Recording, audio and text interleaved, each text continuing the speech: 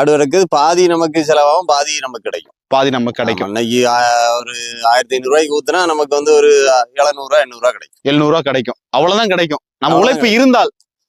நம்ம தான் உழைக்கணும். சும்மா ஆள் போட்டு செஞ்சா நிறைய நம்பர்ஸ் கூட்டணும். அது போக அந்த ஆட்களுக்கு சம்பளம் எப்படி பார்த்தாலும் ஒரு ஆளுக்கு 15 ரூபா சம்பளத்துக்கு இன்னைக்கு ஆள் இல்ல. கண்டிப்பா. ஆமா. ஓகே. அதனால நம்ம விவசாயம் வச்சிருக்க ஆளு 2 ஏக்கர் 3 ஏக்கர் வச்சிருக்க ஆளுக்கு இது பெனிஃபிட்.